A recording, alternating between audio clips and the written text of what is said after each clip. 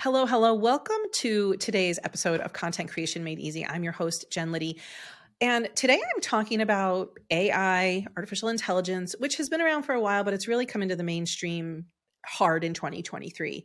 And you might have an opinion about using it. You might have an opinion about not using it. You might feel strongly. You might be on the fence. Today I have an expert with me to help us unpack this and just wrap our heads around it and understand how we can learn it. So I have Cheryl. Oh, why that was so hard. I have Cheryl Rerick with me. She owns Cheryl Rerick Marketing, and Cheryl is an anti-hustle business strategist, which is why I really connected with her because, I don't want to work harder. I don't want to do more. I'm totally over it. Her expertise is she's an automation engineer. She's an email deliverability expert. You know, how many of your emails go to spam or don't get opened? And she's a funnel whiz, basically, who brings the magic of automation to people who create courses and to coaches. So basically, you can live your best life. And I love this line, the tyranny of the tiny screen. Get away from the tyranny of the tiny screen. Can I do that with my 16-year-old? She is the creator of the Automate and Chill method, which I love that it's trademarked. That's awesome. And you're going to find out that Cheryl's obsessed with designing and automating the customer journey in a flawless way and freeing up your time every single week. So Cheryl, thank you for oh my God, we had the most epic back and forth to get this podcast recorded. So woo! We sure did. I'm so happy to finally be here chatting with you, Jen. Me too.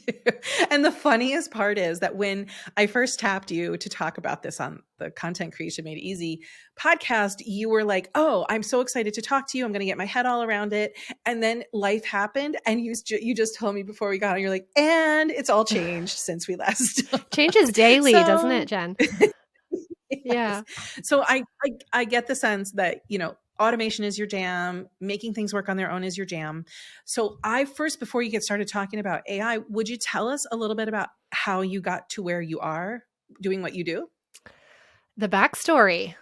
Yeah. Sure. I've always been a bit of a nerd, Okay. to be fair. I grew up, I think it was helpful. I'm, how old am I? 42.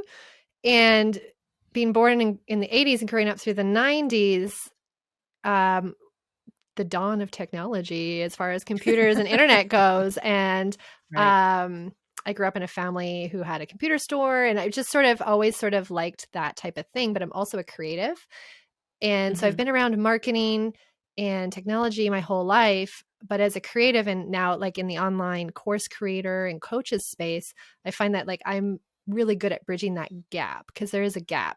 Usually people are one or the other.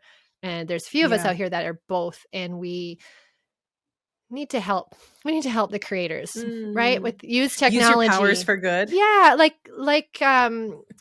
you introduced me using automation and you agree to do less, we're just doing the most all the time as online business owners. Yeah. And we have it.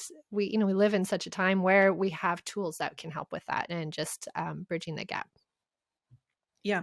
I'm going to actually dive in and say, I think there's pluses and minuses. Obviously, I've seen online, lots of my friends and colleagues have gone, I will say, all in on using AI. Yeah. I am not that interested in it. My assistants will use it when they need to use it for whatever they're doing on the back end of my, marketing machine.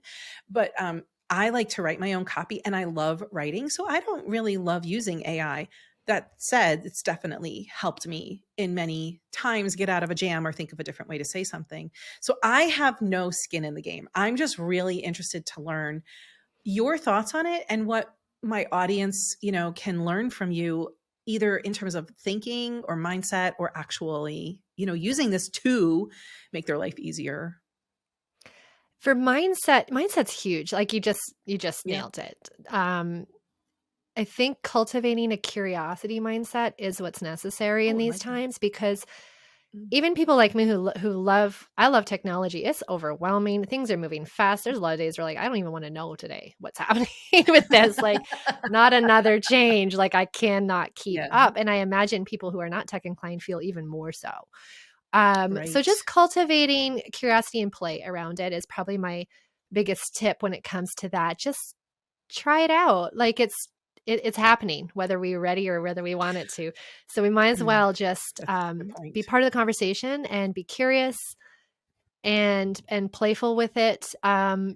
Because I agree. I also enjoy writing and making my own content and copy. Yeah. I don't often use AI for that reason, but I do love it. I'm just preparing for a launch of my own, and I do love it when I'm stuck. It's really great. It's so much better than a thesaurus. When I'm stuck and I'm like, this word is flat. This is not driving home the point, and I cannot figure it out. ChatGPT is my trusty sidekick for those scenarios. And oftentimes I don't necessarily use the output, but it really gets you past your block and just considering other things. Recently I had put in, give me a word that is more, I'm looking for a word that sort of means critical or, important. And I want it to be not so aggressive sounding as critical, because I don't want to be gaslighty on my sales page. It's critical, but will you be successful without this? Well, yeah. Is this a better way? Sure. But I'm not about to be bro markety style. Yep. Hell rain down if you don't buy my product. So I asked ChatGPT. So how many options did it give? Oh, it worked with it for a while. So give me something that's not as strong as critical, but is a little bit stronger than the word essential. And we went through 10 or 12 options, and I'm like, no, those still feel too strong. What else do you have? And have a conversation. And I was able to sort of move past that block I was having and also have almost like a thought partner conversation. But it was after midnight, and none of my thought partners were available to have a conversation about one word on my sales page.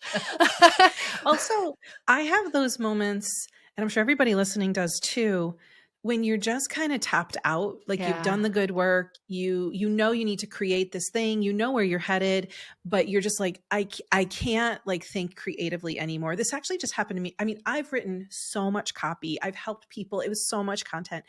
And I was wondering how you could say something like, so you can a little bit better, because I wanted people to be able to take you get this, so you can have this, you get this, so you can to really unpack it for them. And so I just asked ChatGPT, I'm like, what's a better way to say, so you can? And it came up with 12 really good options. And I have to say, I was kind of grateful for it. Right? In those moments, it's really good. So even for those of us who are not about to start using it to write all our words, it's a great editing partner. It's a great conversation partner, thought partner, elaborator, thesaurus, transcriber, summarizing data, putting in your podcast transcripts and say, pull out the themes, or, things like that, that are things that would take us too much time. We wouldn't do because they would be too time consuming. They're not our area of expertise. They're not, but it's helpful. It's helpful to have, little staff member on the side, a little intern. Well, I think, so I'm going to go a little bit to the side here and talk about my 16-year-old who regularly uses AI for literally as much as possible in his life. And he has figured out a workaround for everything, not just him, all of his friends. And so I don't know if you know, but I used to teach high school and college English and writing. And I say to him all the time, I'm like, if I were teaching today, I would lose my mind, because they work so much harder on the workarounds than actually doing the work. Yeah. And so he and I, kind of have this battle of the philosophies about this. And so I'm going to preface everything I'm about to say by saying I'm 53, I'm Gen X. I believe, and I was brought up to believe that you do the work yourself. It's hard work. Believe me, I've been in therapy about this for a long time, and I'm still working on it. But I think that some people feel like, is this cheating? I'm curious what your thought is around that. Well, I'm a mom of 3 kids, and so I've thought that. I'm as a marketer and an online business owner, a course creator and a marketer, I'm like, hallelujah, this is the great equalizer now, because we now have access to things to be about, speed, like I said, an editor and stuff. I can't afford an editor or a data analyzer, but the big companies can. So as a marketer, I think it's so cool, and I'm very curious. But then as a mother, I'm like, oh my goodness, what have we done? So far my kids are young. They're 8, 10, and 12. And they're largely uninterested in using it to write because they're excited to get their ideas out. Oh, yeah. As teenagers, we'll have to see. Because as teenagers, I remember when I was a teenager, you want to do the least amount possible, right? You want to go hang out with your friends. Totally. But I also think a lot about university and college. And I think of it, I heard someone say, I wish I could credit the person who said it. It was on a podcast talking about AI and talking about, I don't want to butcher their quote, but they were talking about the Industrial Revolution is how we, used technology to do the work of our bodies. And this is sort of a new revolution where we use technology to help with the work of our minds. And that really hit me. And I was like, wow, I need to chew on that. I don't really know how I feel about that or what that actually means, but it really stood out to me as something really interesting. And that also reminded me, I saw a reel or something on Instagram recently. It was a clip from 1994, and it was a news show. And 1994, for your listeners who are young, is basically when the internet started. And these newscasters were having a conversation, and they had to read out to email the studio, and they're reading the email address out, and there's an @ symbol, and they're like, what is that? Like, they didn't have a clue. That's the Today Show. Yeah, that's what it was. Yeah. Crew. That's what it was. I remember because I've seen that, and it's so funny. And they were like, what's this @ sign? What does any of this mean? And someone shouts from the back, it's for the internet. And they're like, what's the internet? And they're like, it's a room of computers. I don't know.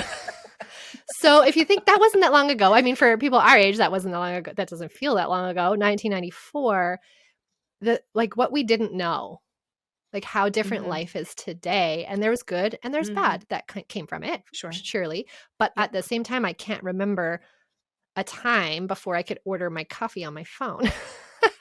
So I think that's where we've lived through that cusp before. And we're on the second one now. And I think it's going to be similar. They'll be good. They'll be bad. We'll adapt and life will look different. And I'm very curious and a little bit excited, a little bit reserved to see in what ways that changes. Because I think for us too, it's hard to let go of the things we like about the way things are now. Oh, yeah. Yeah. And it's easy to judge, people who are using it, especially, when they're 16 years old.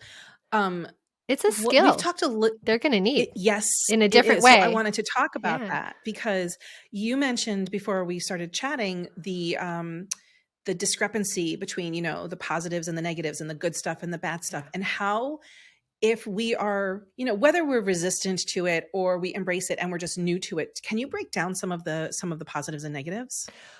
Well, there's a whole conversation to be had about the positives and negatives about like ethical stuff. I don't know if I'm qualified to dive deep into that. People think it's like plagiarism. Like there's so many conversations happening with really smart people that I'm not educated enough to comment on. I know with like ChatGPT, for example, though, it's predictive of text. That's what it is. It's a text predictor based on data. And so it predicts, it knows the words that you're putting in a row and it predicts what you might want it to come next. And so it does create original content, but it is trained on data from somewhere.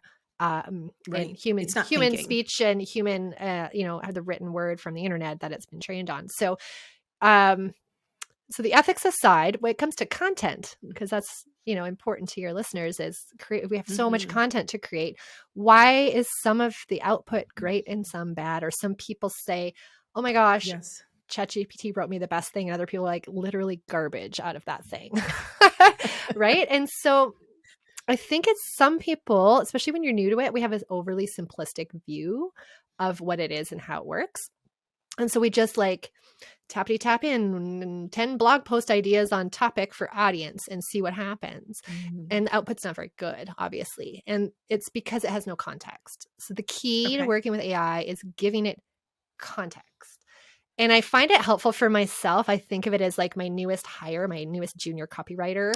Give it a name. It's fun to talk to a person. Like give it a name.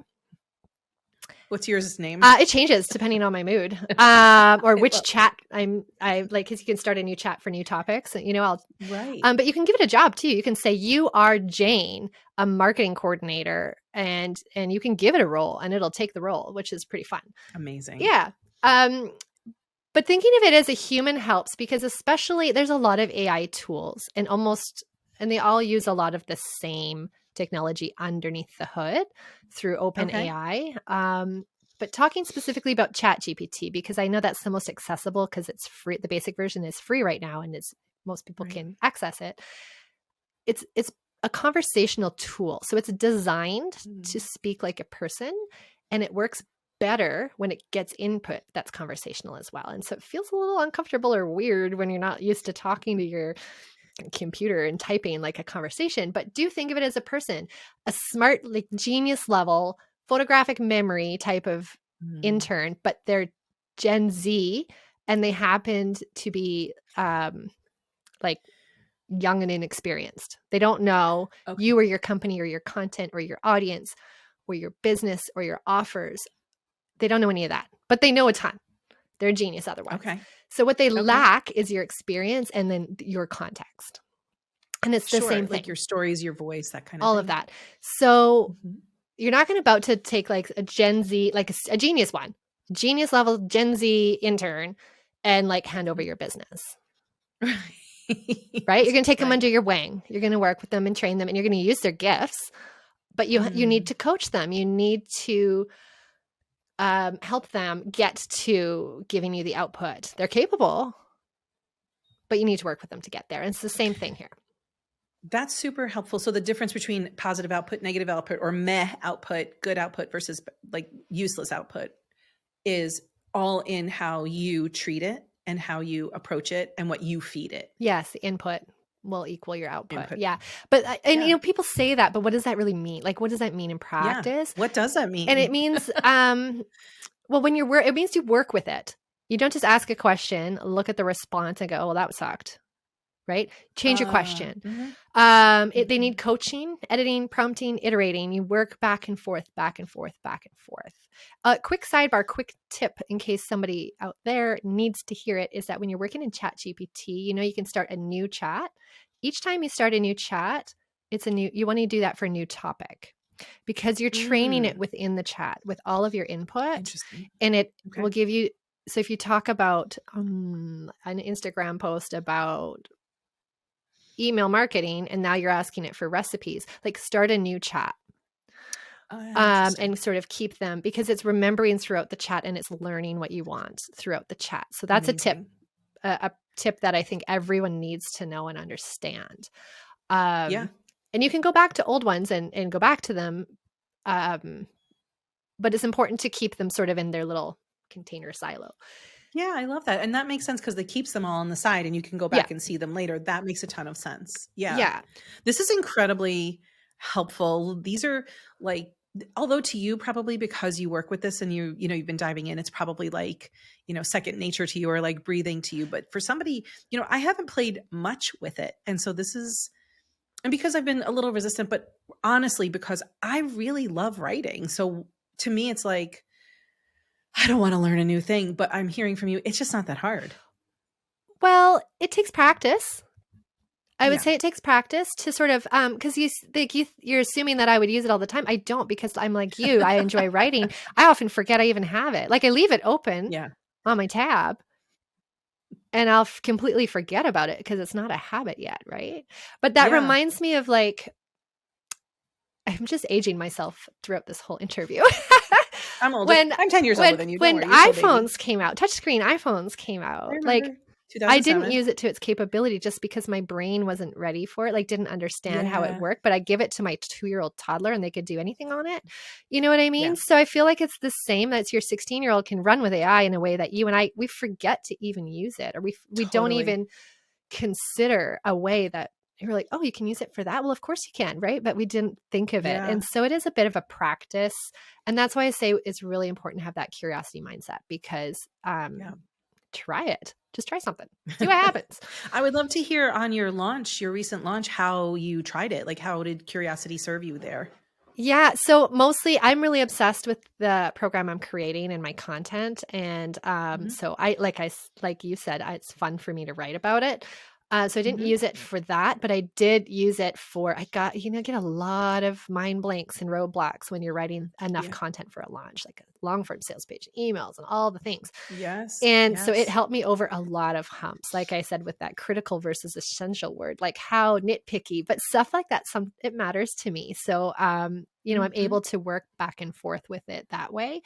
as well as editing for active voice from passive voice. Can you change Oh, it? that is a really good I one. often will write in, or I'll switch tense. I grew up in French immersion. I'm Canadian and I learned French grammar before English. Or sometimes like I'm a fan of breaking grammar in copywriting and being conversational, but sometimes something's just janky and you can't sort it yourself, right? And you're like, just plug it in and say, or one time I had a bullet point. It was really long. And I'm like, can you say this more? Keep the tone, keep the message, make it more concise. And it was able to rearrange the sentence to be more effective, more compelling on the page.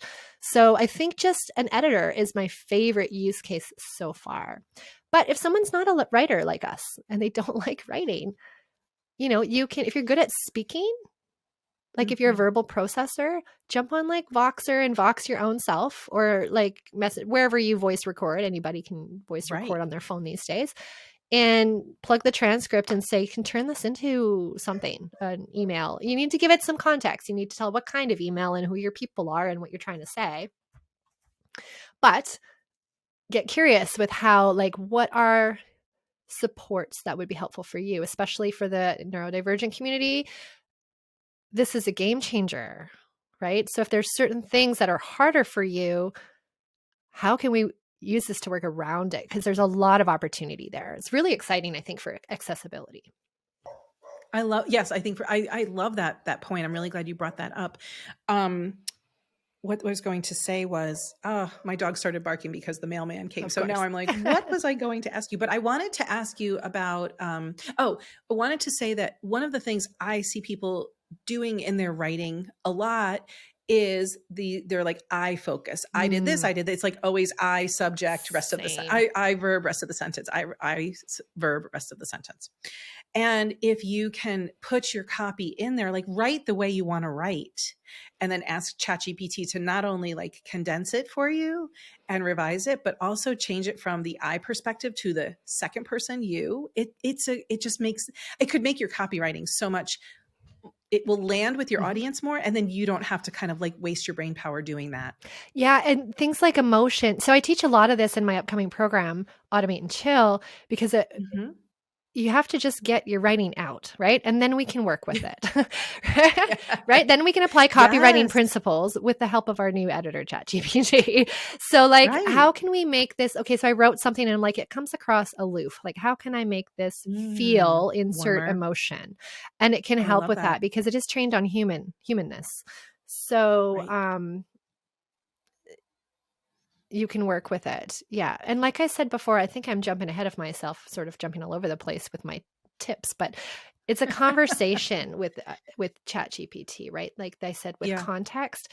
So you'll get better output if you have a conversation with it, even before you ask it for your ultimate thing that you're looking for.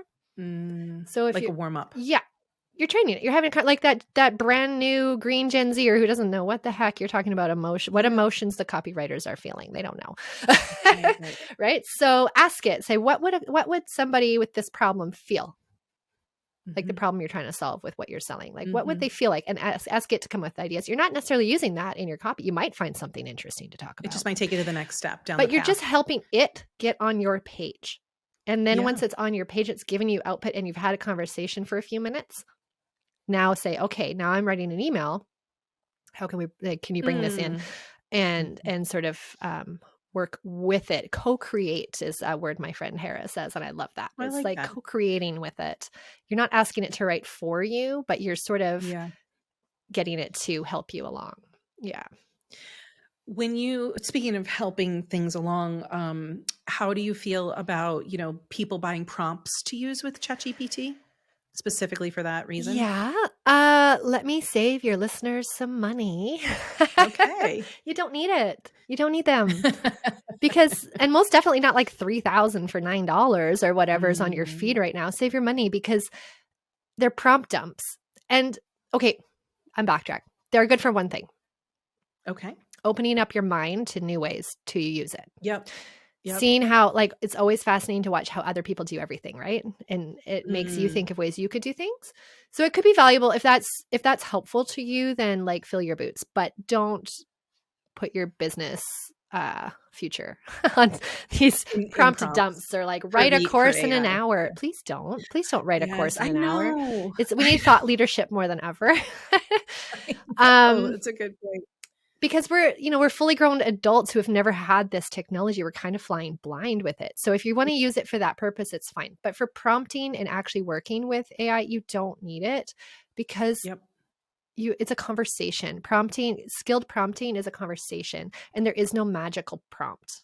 They're just like, Okay, that's there great. isn't one, but there is a structure. So I'll give you some tips on a structure. Okay. That will help.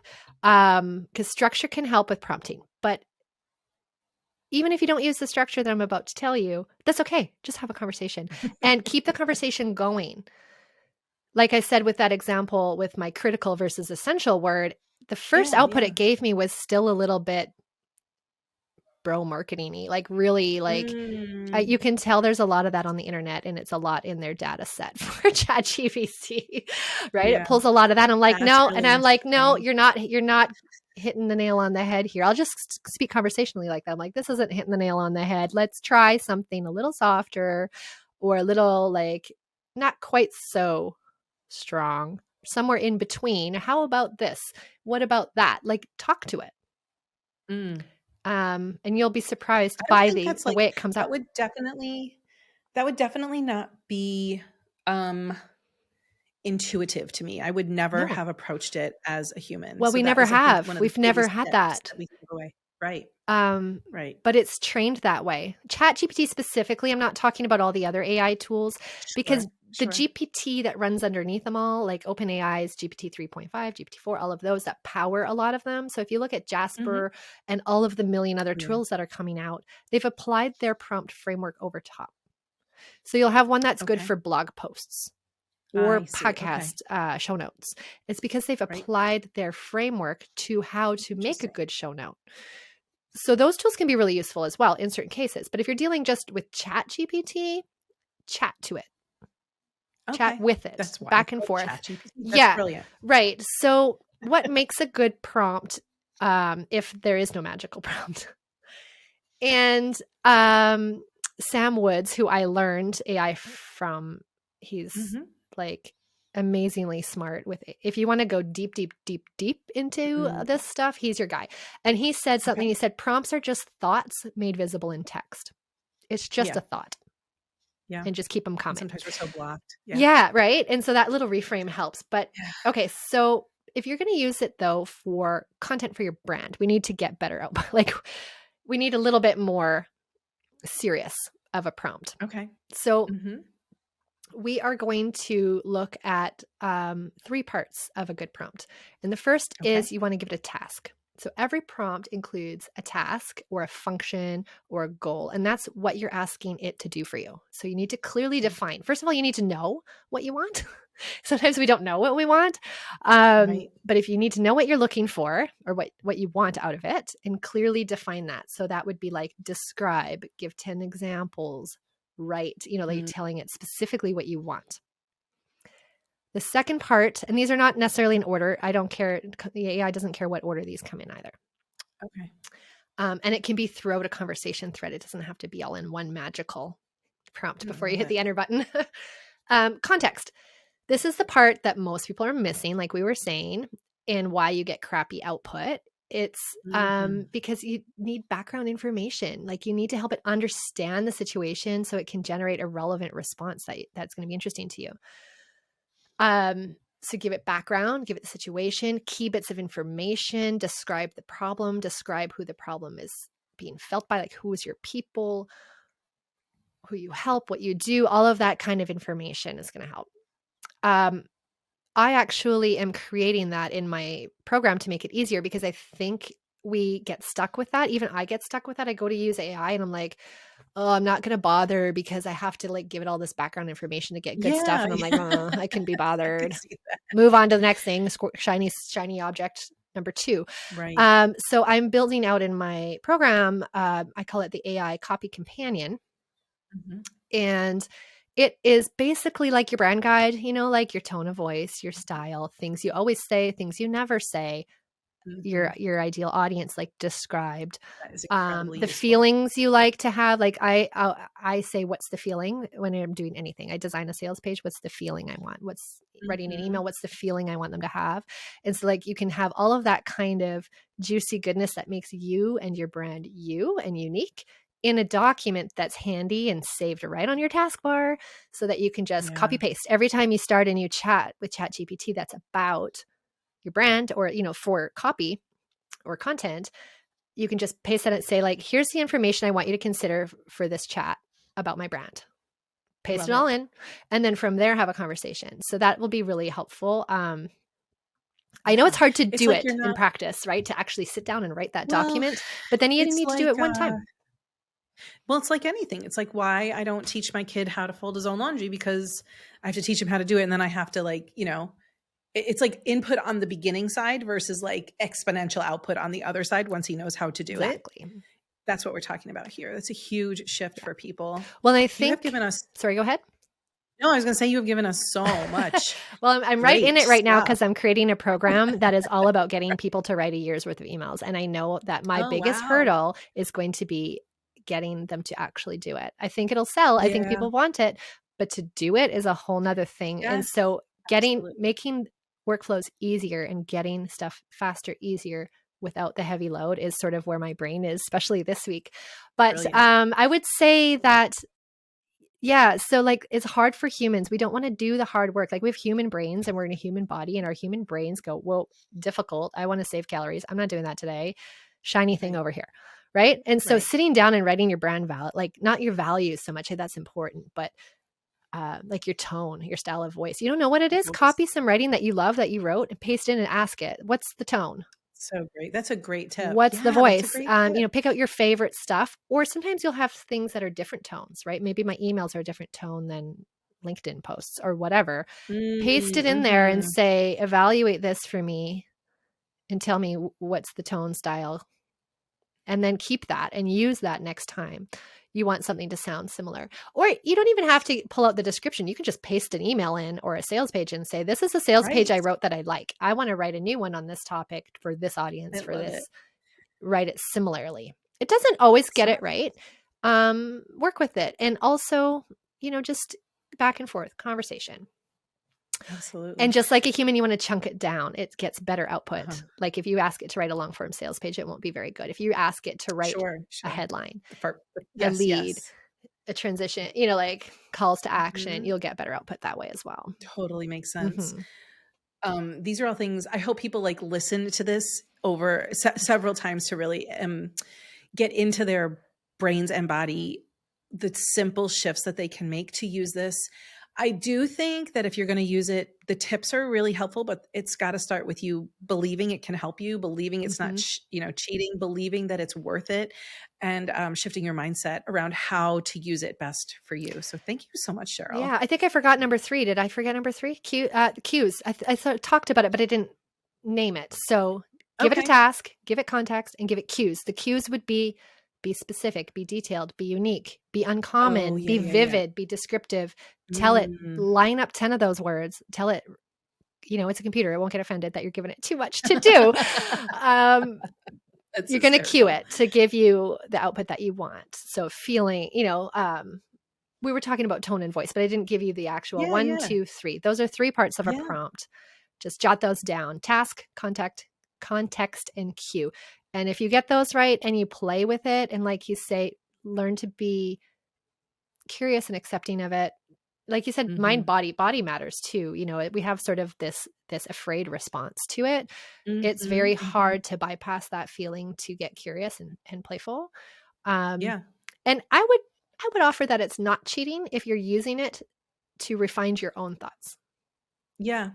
Yes, because eventually like you're serving a group of people with your content, really like you're bringing value to them. And the more pointed you can be, the more likely it is to land on their ears. And that's the goal, right? Like the goal is to help these people. And sometimes you're just, you're at capacity, overloaded, can't come up with the right word. And this sounds like a really realistic tool that just takes a little bit of tweaking.